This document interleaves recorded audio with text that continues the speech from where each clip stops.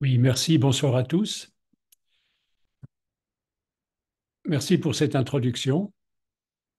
Donc, je propose une réflexion sur le thème au départ, c'était les influences lunaires, mais il faut toujours se reprendre et être très précis avec les termes. On va comprendre en cours de route pourquoi c'est important de ne pas directement parler d'influence, mais plutôt de rythmicité, ce qui peut être de l'ordre de ce qu'on appelle aussi des synchronicités, c'est-à-dire il y a des rythmes qui se côtoient, qui s'entrecroisent, qui ont affaire les uns avec les autres, mais qui ne sont pas forcément dans un lien de causalité. Voilà, ça c'est une première considération.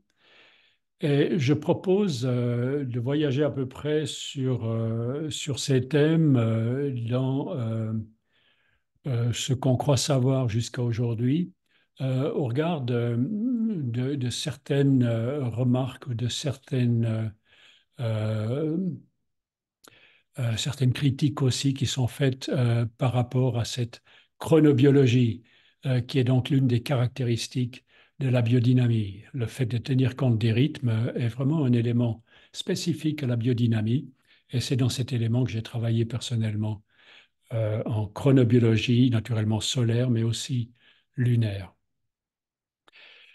Donc, cette biodynamie a cette particularité de tenir compte du facteur temps lors de son travail avec les plantes.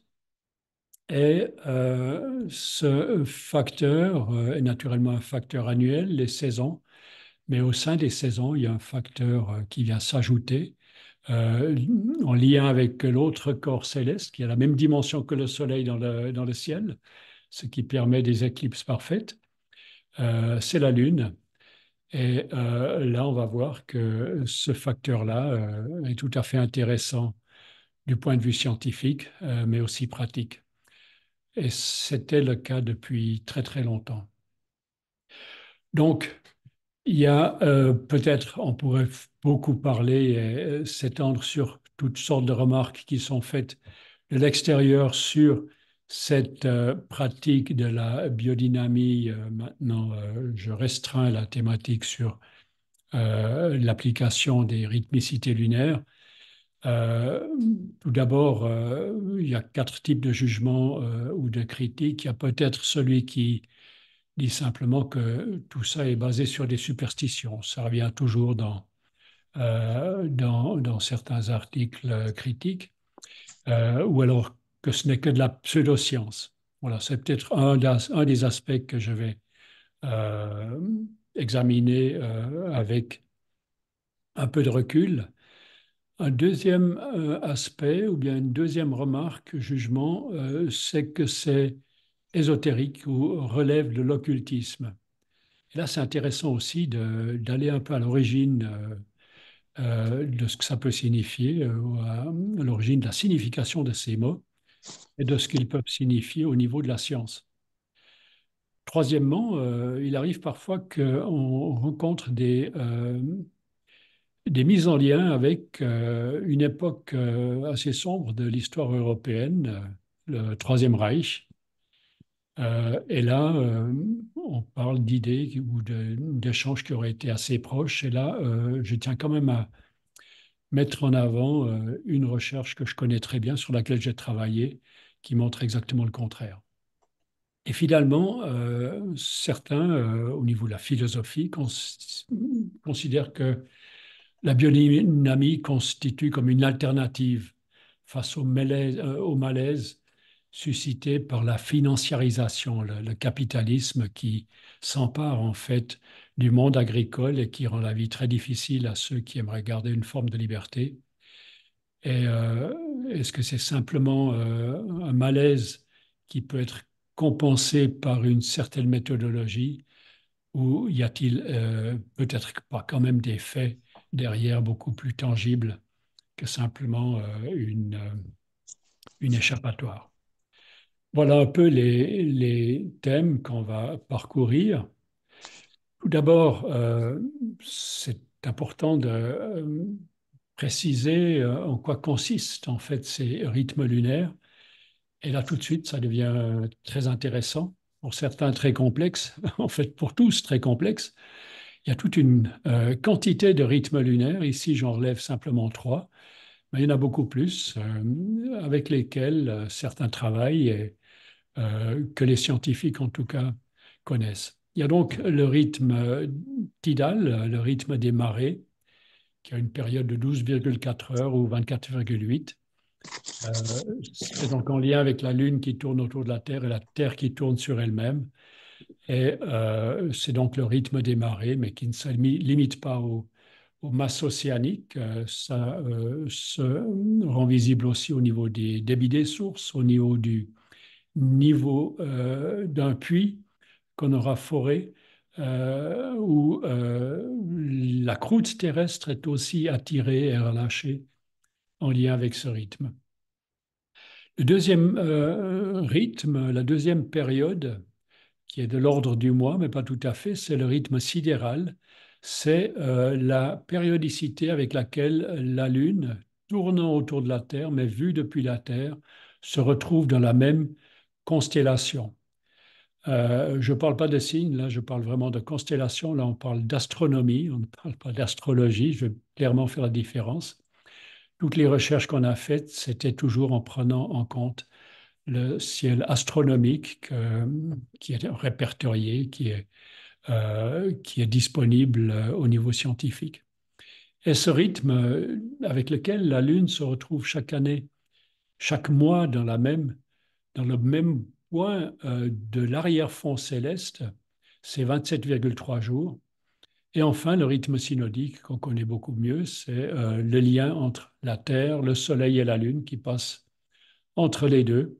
Et c'est donc le passage de la nouvelle Lune lorsque la Lune est en conjonction avec le Soleil, passe tout près, parfois le couvre, et la pleine Lune lorsque la Lune est en opposition de l'autre côté de la Terre par rapport au Soleil. 29,5 jours. Voilà, donc ça montre un peu la richesse des phénomènes à observer, aussi leur complexité, parce que ces rythmes jouent toujours en même temps, une fois l'un, une fois l'autre. Mais il faut s'imaginer la complexité des phénomènes. Donc, ce n'est pas simplement une causalité simple qu'il s'agit de mettre en évidence ici, c'est toutes des tendances et des phénomènes qui nécessitent parfois beaucoup de données pour les mettre en évidence. Voilà, alors avons-nous affaire à des superstitions sans valeur intrinsèque ou avons-nous affaire à des pseudosciences? Est-ce qu'on s'imagine savoir des choses et on les applique? Ou la vraie science a-t-elle quand même peut-être apporté quelque chose de nouveau par rapport à ces savoirs anciens? Par rapport aux savoirs anciens, il faut quand même considérer que les plus anciens vestiges de l'humanité, ici c'est Stonehenge, mais on pourrait prendre des vestiges tels que la pyramide de Khéops, ces vestiges avaient toujours une dimension astronomique. Et on ne sait pas très bien comment ces vestiges ont été construits, mais on constate aujourd'hui que l'astronomie a joué un rôle exceptionnel dans Stonehenge, par exemple, puisqu'on a pu euh, interpréter la disposition de ces mégalithes par rapport à toute la dynamique solaire et stellaire et lunaire qui avait lieu à l'époque autour de ces structures. Donc pourquoi le ciel était-il aussi important pour ces anciennes cultures? Là aussi, on a des conjectures, on a des questions très profonde avec des tentatives de réponse pour le moment. Les plus anciens écrits aussi font intervenir l'astronomie, donc quelqu'un comme Théophraste, 3e-4e siècle, euh, a clairement dit d'où avait-il ces savoirs? Probablement les a-t-il récoltés auprès des paysans de sa Grèce antique ou par certains qui transmettaient les savoirs dans des milieux peut-être plus restreints, mais quand même pour les diffuser au niveau des utilisateurs. c'est par exemple qu'il y a une saison appropriée pour euh,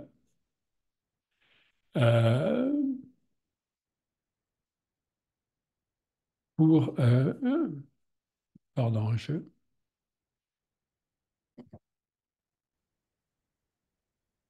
voilà, excusez-moi. Donc, Théophraste, euh, à l'origine de l'écrit, c'était un naturaliste qui a écrit une histoire de la nature, comme ensuite Pline, etc. Il parle d'une saison appropriée, donc l'effet soleil, et au sein de la saison, des phases lunaires, le début de la lune décroissante, donc pas l'ensemble de la lune décroissante, c'est très précis, pour obtenir du bois de construction de la meilleure qualité possible. Et ça, on va pouvoir le vérifier après euh, plusieurs millénaires plus tard, grâce à la science, qu'il avait tout à fait raison. Je ne sais pas pour quelle essence il le disait, mais pour la nôtre, ça fonctionnait ainsi. Voilà. Encore à l'époque antique, ou des écrits tels ceux de Théophraste, on a par exemple dans l'Ancien Testament, c'est en fait la culture européenne qui a été marquée par ces écrits.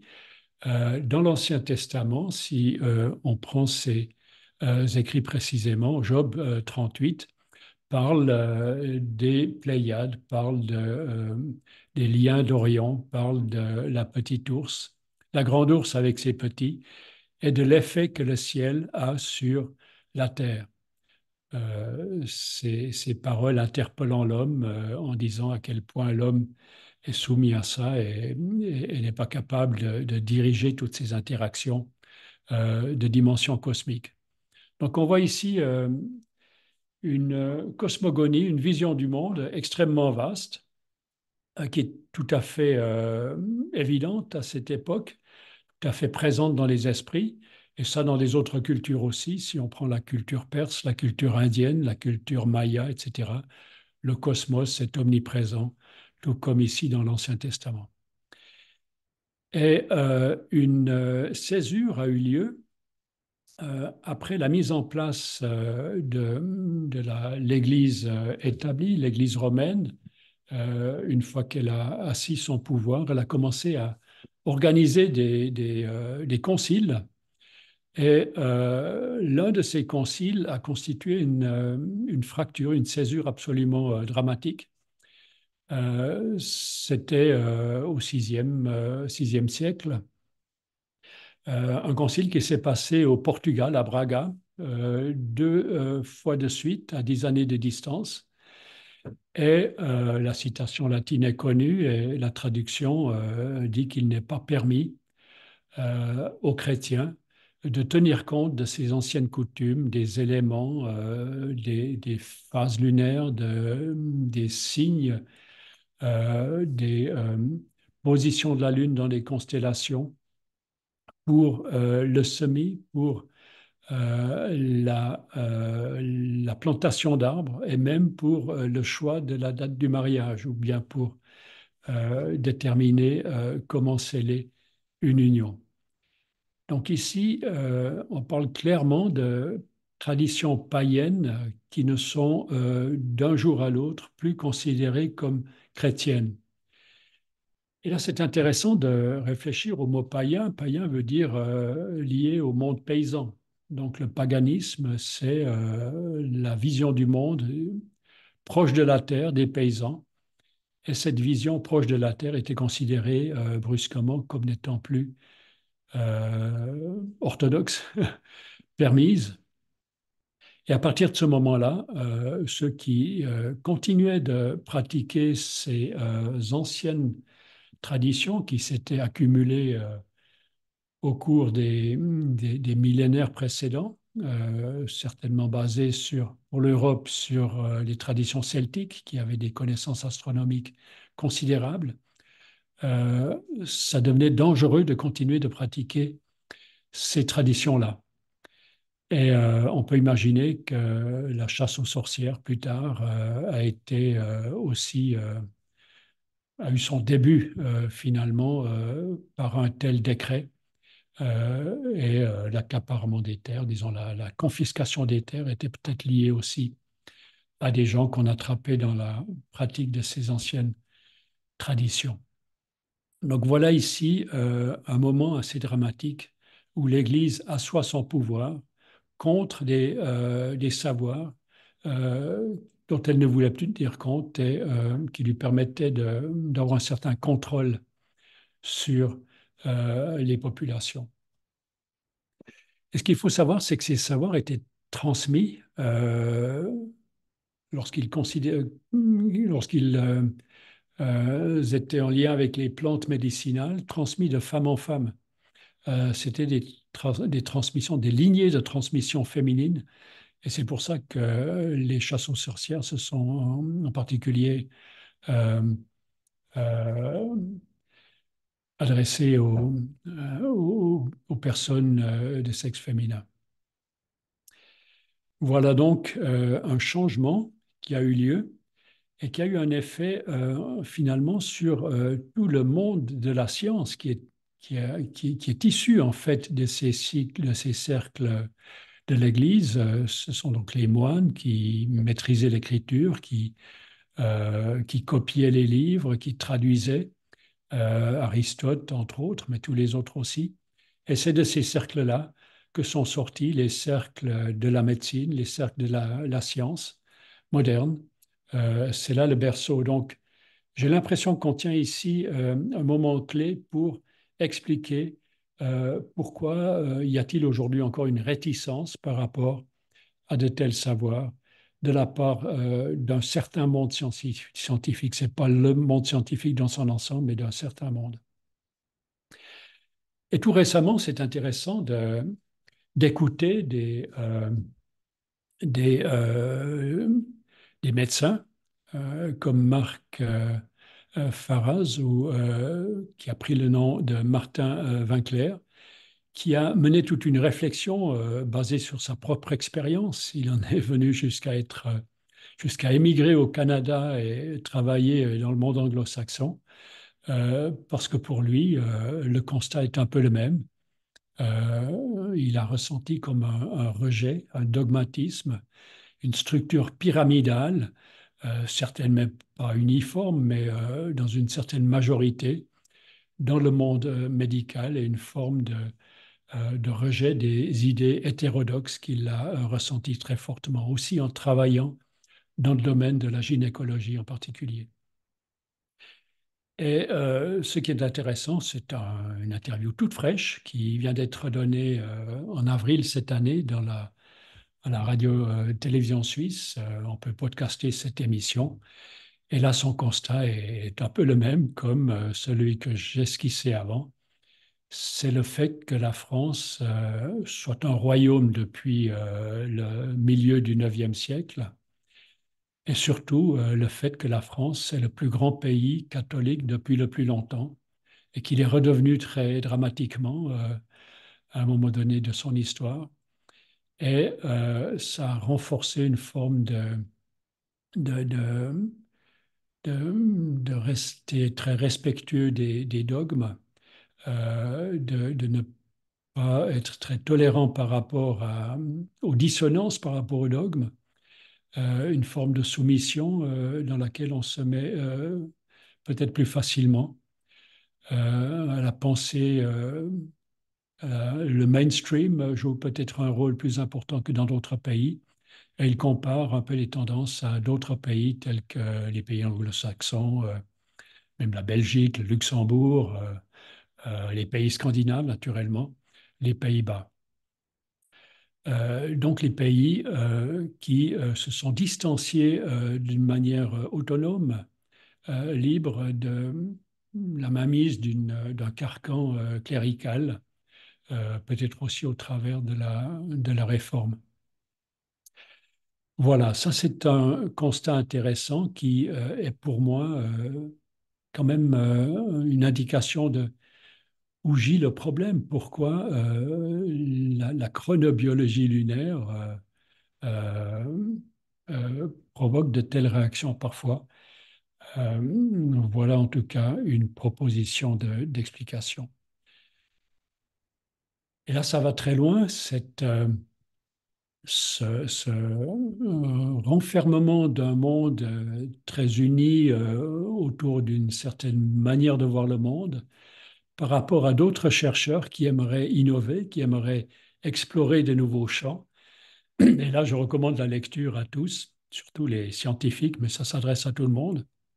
Il y a beaucoup de médecins qui sont décrits ici dans ces 4 tomes de Pierre Lance. C'est les savants maudits et les chercheurs exclus. Ça montre jusqu'à quels extrêmes cette fermeture d'un monde qui s'est établi, qui a acquis un certain pouvoir pour des nouvelles idées. Et là, vous aurez une mine d'or de chercheurs qui ont effectivement vécu très difficilement cette exclusion. Et ça va, vous lirez ces listes, mais il y a des chercheurs absolument passionnants qui ont quand même réussi à percer. Au niveau de la France, il y a naturellement Jacques Benveniste qui est maintenant entièrement réhabilité par les travaux de Gerald Pollack. Voilà, et beaucoup d'autres que vous allez trouver ici. Mais toujours et encore, c'est en fait dramatique et dommage qu'un pays se débarrasse de ses meilleurs penseurs, de ses penseurs les plus originaux. Un, par exemple, est l'inventeur de la centrale nucléaire au thorium, qui n'a pas d'application militaire, qui est beaucoup moins dangereuse et qui est en train d'être mise en œuvre en Inde ou dans d'autres pays, alors que ça a été inventé en France. Voilà, l'innovation aimerait bien pouvoir émerger dans ce centre de l'Europe, mais n'a pas toujours la vie facile. Voilà, là, c'est des pistes. Pourquoi ces nouvelles idées, mais parfois très anciennes, ont-elles de la difficulté à émerger? Donc, c'est intéressant de voir que dans certains pays, ici j'ai un calendrier que quelqu'un m'a remis suite à mes conférences sur les, chrono, les rythmicités lunaires, un calendrier de Zwingli, c'est donc le réformateur qui s'est en fait détaché du pouvoir centralisateur de l'Église romaine, était un des réformateurs qui a lancé la réforme. Et là, on voit réapparaître ces anciens savoirs. Ça, c'est le calendrier qui s'affichait, qui se suspendait à la paroi, et puis on pouvait le sortir de ce cadre en bois et puis le plier pour avoir juste le mois auquel on a affaire. Et là, vous allez voir sur ce détail du mois des indications extrêmement précises sur le moment exact, à la minute près de la pleine lune, la nouvelle lune, les oppositions, les conjonctions, tout ce qui se passe au niveau planétaire, au niveau des constellations. Tout ça, c'est dans un calendrier, année après année, avec des réflexions, avec aussi des sagesses très intéressantes, des textes édifiants comme on les faisait à l'époque. Mais imaginez le niveau de connaissance et le niveau d'intelligence des paysans qui utilisaient ce calendrier. Ce n'était pas quelque chose que les moines avaient dans leurs cellules, c'est quelque chose qui était suspendu dans les parois en bois des gens qui travaillaient la terre, qui travaillaient dans la forêt. Donc ici, on a quelque chose de très intéressant qui n'a pas totalement pu être effacé et qui a été en fait une source pour moi de réflexion et d'étonnement et de questionnement. Tout ceci pourrait-il éventuellement avoir une base objective? Donc, un pays catholique qu'il est resté, qui a rejeté toute manière de penser différemment, il a pu contrôler naturellement une partie de l'Europe, mais il n'a pas pu contrôler toutes les cultures de la Terre. Et lorsqu'on sort un peu du cadre étroit d'un continent et on échange avec les gens issus d'autres cultures. Ici, j'ai posé, mais j'ai arrêté de le faire, je pourrais en mettre partout. C'est des points rouges où des gens que je connais personnellement, issus d'autres cultures, m'ont dit mais ces questions lunaires, chez nous, c'est tout à fait évident, on le pratique aussi. Vous n'êtes pas les seuls à vous Vous posez des questions là-dessus. Chez nous, on sait que ça fonctionne et on le pratique. Un des derniers points serait par exemple en Corée du Sud, l'autre naturellement Scandinavie, etc. Donc voilà, c'est des savoirs universels acquis par d'autres méthodes et difficilement avec les méthodes de la science qui sont basées sur l'expérimentation. On essaye de comprendre ce qui se passe là. Voilà, par exemple, en foresterie, on a des pratiques et des règles qui sont très précises et qui vont dans toutes sortes d'utilisations. Là, c'est ce qui nous vient du passé, et, ce que utilisent les constructeurs d'instruments de musique, les luthiers, savent qu'il y a des périodes lunaires où on obtient du bon bois et d'autres périodes où il faut vraiment éviter d'abattre les arbres. Et là, les luthiers vont parfois en forêt pour vérifier que ça se fait au bon moment, presque à la bonne heure, pour avoir l'instrument de la meilleure qualité possible. On savait aussi choisir des dates d'abattage des arbres pour avoir du bois qui ne brûle pas, paradoxalement. Et d'autres dates, naturellement, pour avoir du bois qui brûle bien, qui sèche bien et brûle bien. Donc voilà, tout ça, c'est des choses qu'on est en train de comprendre. Pourquoi c'était judicieux d'avoir de telles règles. Et aujourd'hui, on est en train de défricher un peu ces interactions entre la date d'abattage et les propriétés du bois. Et on voit qu'on a effectivement parfois des dates bonnes pour le bois de feu et d'autres dates, pas très loin, quelques jours plus tard, bonnes pour le bois de construction. Voilà, donc on a mis en route nos outils de recherche en chronobiologie lunaire et on se rend compte que les arbres sont en constante interaction avec ces cycles lunaires et avec le cosmos, puisque la Lune se déplace devant cet arrière-fond cosmique. Les planètes jouent aussi un rôle.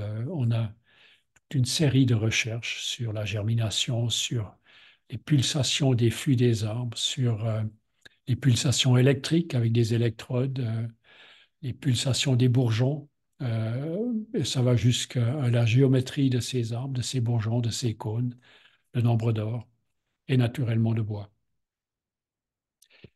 Donc, concernant la germination, est-ce que tout ça, c'est des superstitions? Et là, il y a des essais tout à fait étonnants qui ont été faits et vérifiés ensuite dans les années 1973, Brown and Cho aux États-Unis. Et ça a été vérifié ensuite par des chercheurs belges 14 ans plus tard.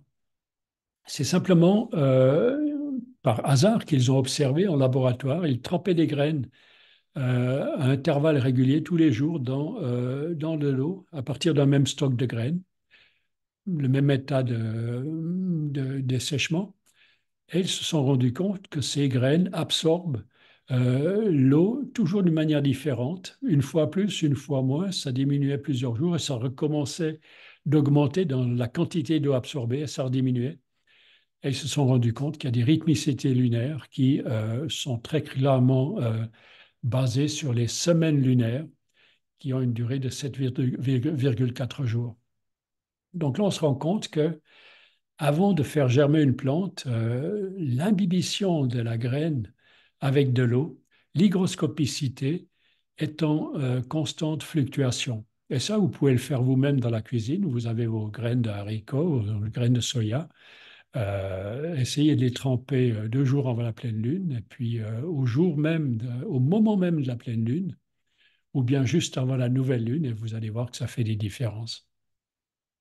Voilà, c'est extrêmement pragmatique, mais scientifiquement absolument incontournable. Et ces recherches sont, à mon avis, une démonstration éblouissante euh, de cet effet au premier stade du phénomène de germination, qui est très important naturellement en agriculture.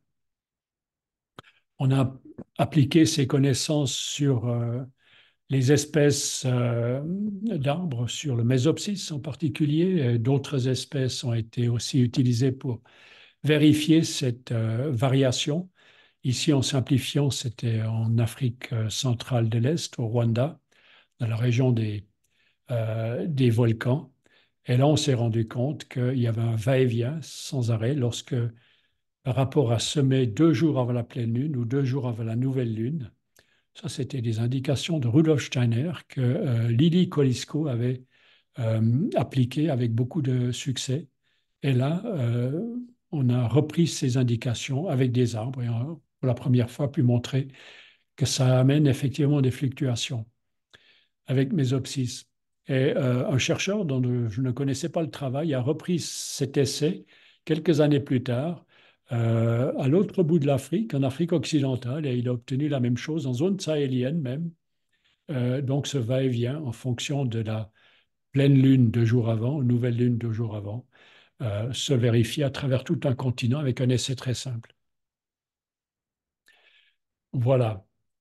Alors la deuxième question par rapport à l'invisible, à l'inexplicable, ce que certains mettent dans le tiroir de l'ésotérique, là c'est intéressant d'aller consulter ce qu'en disait le chercheur peut-être le plus prestigieux de tous les temps, qui s'est vraiment occupé de ces questions-là et qui a découvert des choses absolument incroyables de cette nature-là, et en disant, en restant factuel, en disant voilà les phénomènes. Quant aux explications de ces phénomènes, moi, j'ai pas d'explication. Pour moi, ça reste mystérieux. Je ne fais pas d'hypothèse. Je parle de Newton. Et c'est un chercheur prodigieux. Déjà tout gamin, tout enfant, il était une intelligence incroyable. Il faut lire ses biographies, il faut lire plusieurs pour avoir toutes les facettes de ce personnage. Et il esquisse donc, et ça c'est les écrits de sa main, traduits en français, que ces phénomènes de la gravitation, le Soleil, la Terre, la Lune, il parle même des comètes et des planètes, tout ceci, il a été capable de le mettre en évidence au moyen du calcul, ce qui a permis donc de prédire les marées et de les vérifier lorsqu'elles avaient lieu grâce au calcul, donc une activité de l'esprit. Les mathématiques, il n'y a rien de plus spirituel que ça. Une activité de l'esprit qui permet d'expliquer la réalité des phénomènes et même de les prédire. Mais les causes de ces phénomènes, là, il n'imagine point d'hypothèse. Il dit clairement qu'il faut distinguer les faits de leur explication. Il faut accueillir les faits avec euh, objectivité, simplicité et ne pas tout de suite interférer dans les faits parce qu'on n'a pas encore d'explication. Et ça, c'est un message intéressant de Newton qui était en fait un homme extrêmement multitalent. Et il avait encore un pied, certains n'ont jamais quitté cette manière de voir les choses dans l'alchimie. En fait, pour lui, l'alchimie, c'était un de ses outils et ça lui permettait de comprendre qu'un corps à une certaine distance pourrait avoir une influence sur un autre corps séparé par du vide.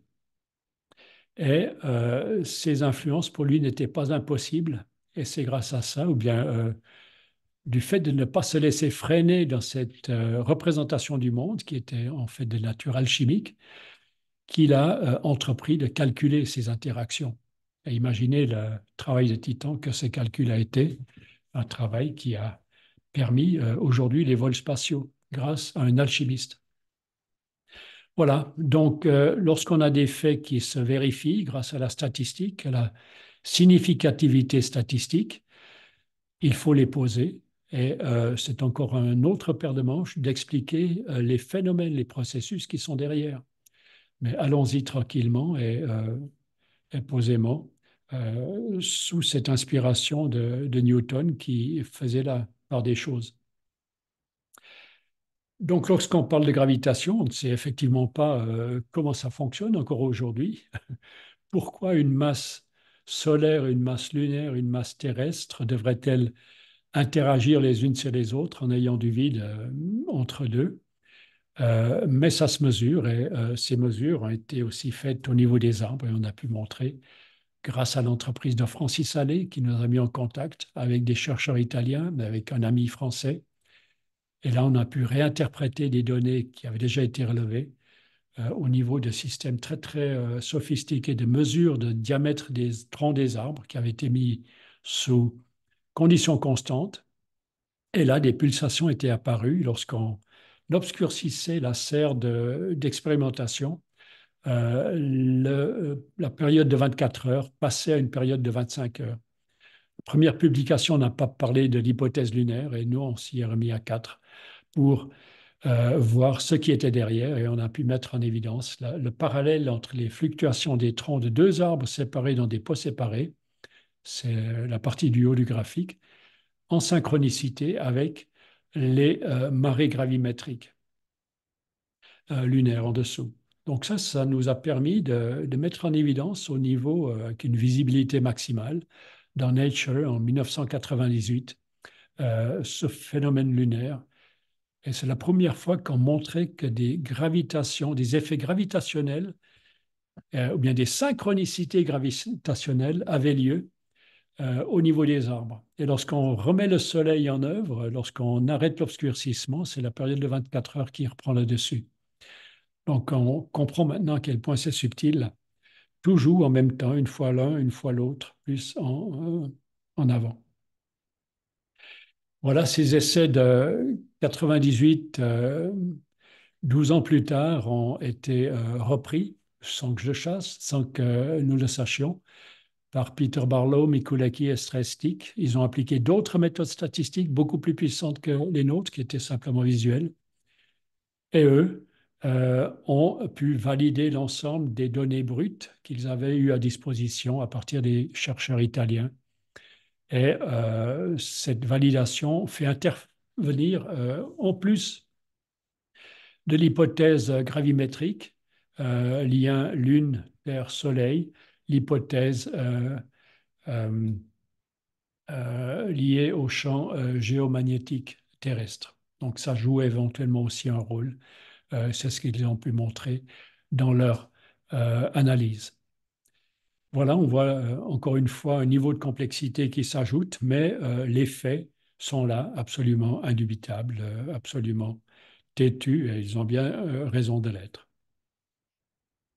Voilà, on met des électrodes sur les arbres, et pour la première fois, Kurt Holzknecht, dans une thèse à l'université d'Innsbruck, que j'ai eu la chance de pouvoir côtoyer parce qu'il voulait travailler sur un thème lunaire. Il était électrotechnicien de formation professionnelle et accédait au niveau universitaire pour faire une thèse. Et donc, j'ai proposé de tirer profit de ses connaissances professionnelles, y compris l'analyse de données de mesures électriques grâce au calcul de Fourier, par exemple, qu'il maîtrisait pas mal.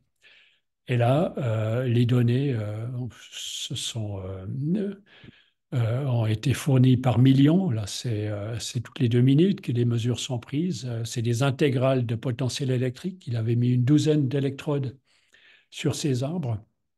Et là, des rythmes lunaires apparaissaient très clairement, mais très vivants naturellement. Ce n'est pas du tout schématique. Sur la gauche, vous voyez comment ces fluctuations électriques apparaissent. En jaune, les pleines lunes et en noir en bas, les nouvelles lunes. Et on voit toujours autour des pleines lunes, juste après la pleine lune, il se passe quelque chose. Et autour de la nouvelle lune aussi, à l'opposé. Donc tout ça a pu être publié et met en évidence que les fluctuations électriques sont liées aux marées à certains moments et à certains autres moments, c'est l'effet solaire qui reprend. Et même l'atmosphère, à certains moments de calme plat, est aussi fluctuante en fonction des marées gravimétriques. Ça devient très intéressant parce que là, on a maintenant des outils de travail. Il suffit maintenant de mettre des électrodes sur les arbres témoins et de s'enquérir de ce qu'ils ressentent de ce point de vue-là.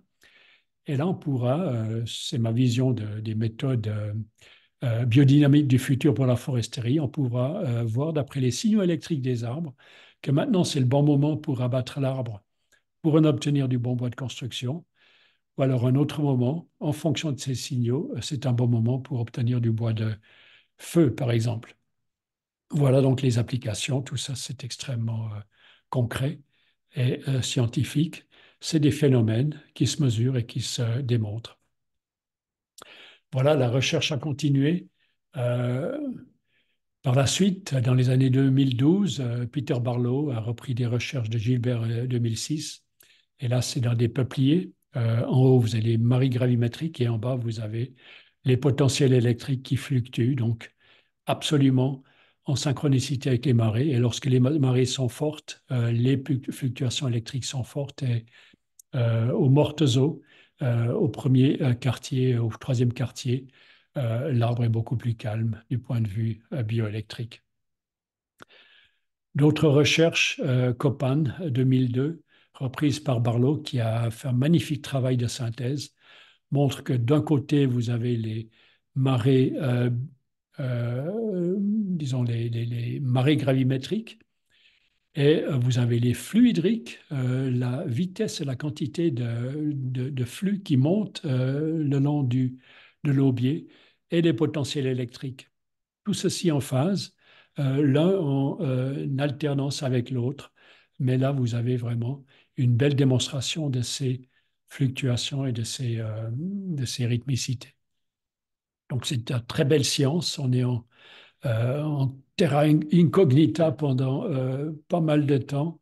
Et maintenant, se révèlent des phénomènes tout à fait passionnants et validés.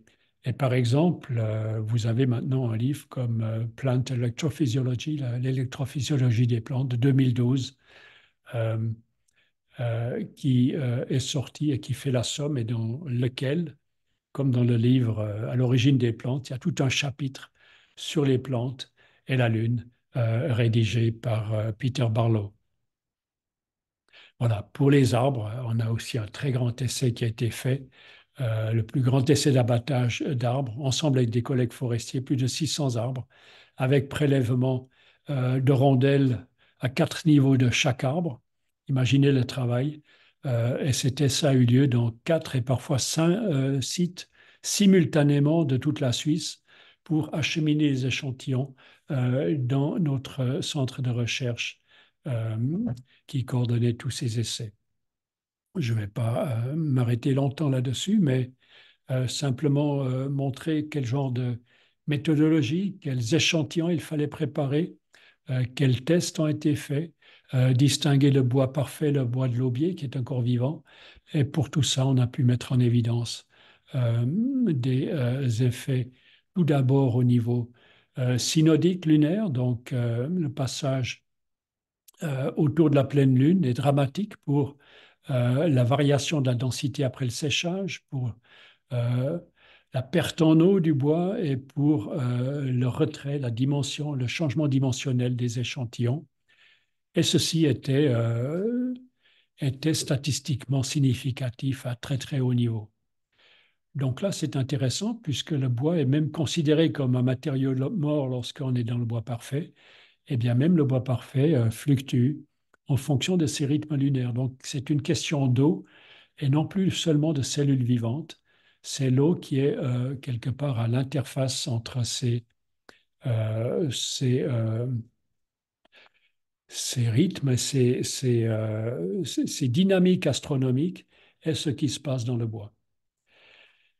Au niveau de l'hygroscopicité du bois, lorsqu'après les avoir séchés, les échantillons, on les remettait dans l'eau, soit des petites barrettes dont on trempait simplement la pointe, ou bien des cubes qu'on immergeait entièrement, eh bien, une fois le bois était beaucoup plus hygroscopique et une fois beaucoup moins hygroscopique.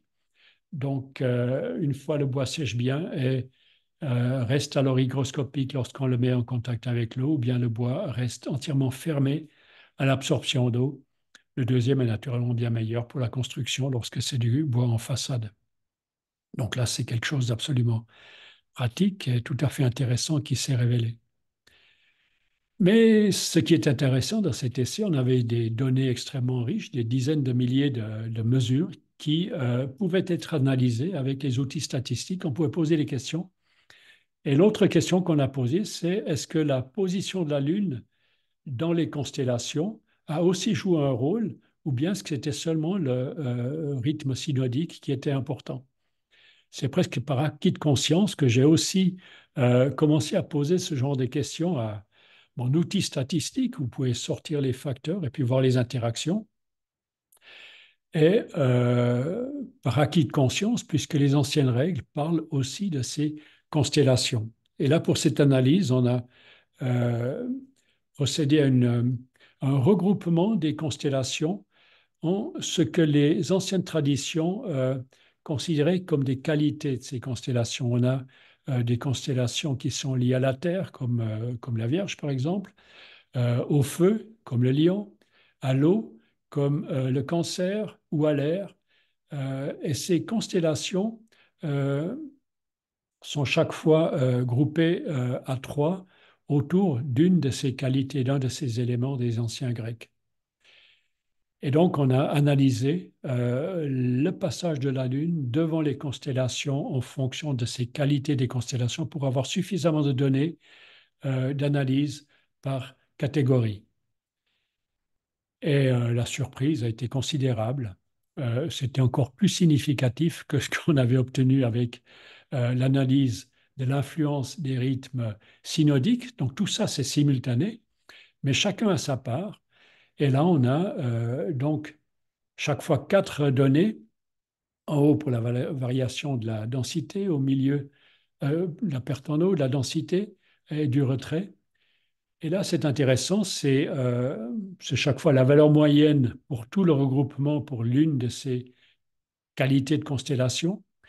Et le T de part et d'autre de cette valeur moyenne, c'est l'écart type, c'est l'écart de sécurité. Et lorsqu'il ne se recoupe pas latéralement, on est certain d'avoir une significativité extrêmement haute. Ici, c'était de l'ordre de 1 pour 10 000 de risque de se tromper. Donc voilà, le rythme sidéral démontré pour les arbres pour la première fois comme jouant un rôle. Et comme je l'ai dit, ça nous a étonnés nous-mêmes.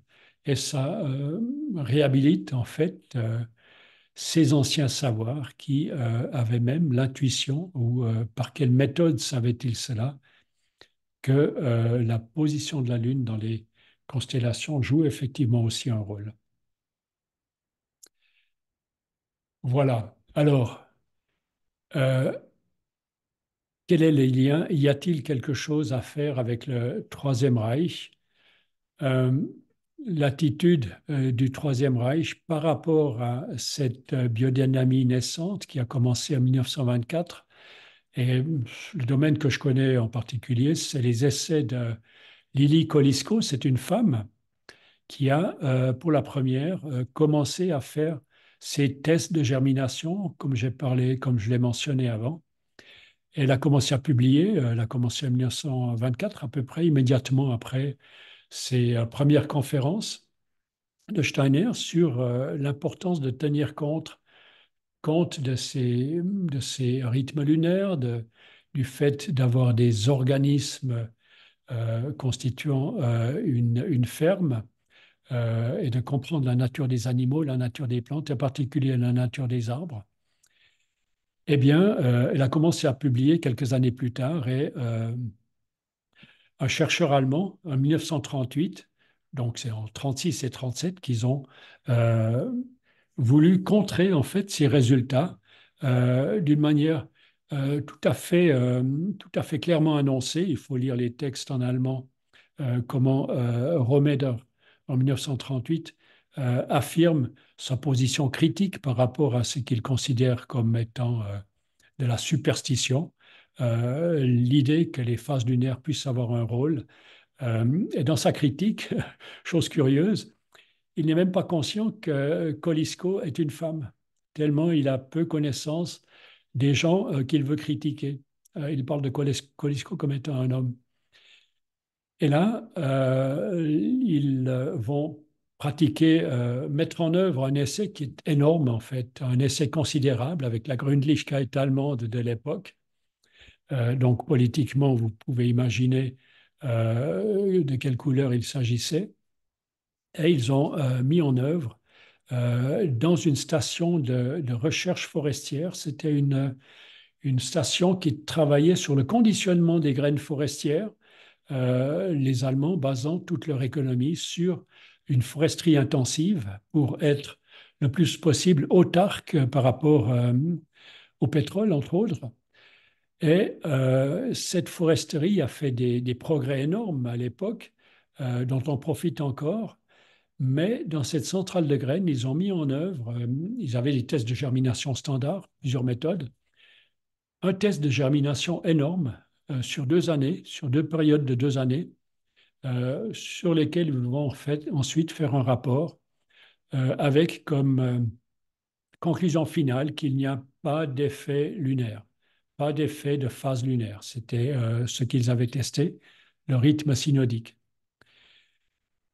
Et là, cette publication dans le Holst Centralblatt de 1938 a été reprise par Beeson, un chercheur anglais qui a publié en 1946 un article un peu ambivalent. Il y a des parties qui sont basées sur les bambous qui sont relativement ouverts à l'idée d'effet lunaire, parce que là, pour le bambou, on aurait observé quelque chose, mais surtout sur la base du travail de Rohmeder, Beeson considère que avec toutes ces données que les Allemands ont mis à disposition, ont mis en œuvre pour vérifier cet effet lunaire, Beeson arrive finalement à la conclusion qu'il n'y a effectivement pas d'effet lunaire au niveau des plantes. Et ça, il le publie dans Nature en 1946.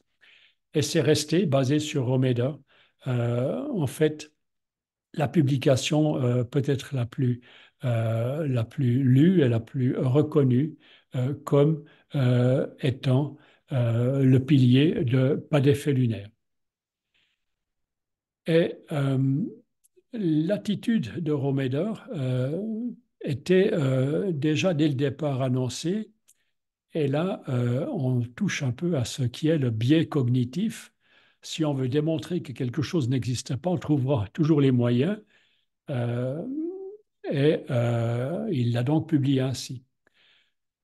Nous-mêmes, on a eu connaissance de cette publication et lorsque j'ai vu les courbes et les valeurs et les variations de ces données basées sur 85 séries de 1200 graines, donc il s'agit de 104 400 graines qu'ils ont fait germer, qu'ils ont mesurées à plusieurs reprises. Et ce travail considérable avait abouti sur un non-lieu, mais basé sur aucune analyse statistique. Et en voyant simplement les courbes qu'ils avaient données pour dire qu'il n'y a pas d'effet, je me suis dit, mais il n'y a pas tellement pas d'effet que ça. Et à l'aide, naturellement, qui était décisif pour travailler sur ces données brutes, on a repris ces données, on les a travaillées pour les aligner par rapport à l'effet de perte de pouvoir germinatif. Il y a des méthodes statistiques pour éliminer des effets, pour mettre en évidence simplement l'effet lunaire, pour les, euh,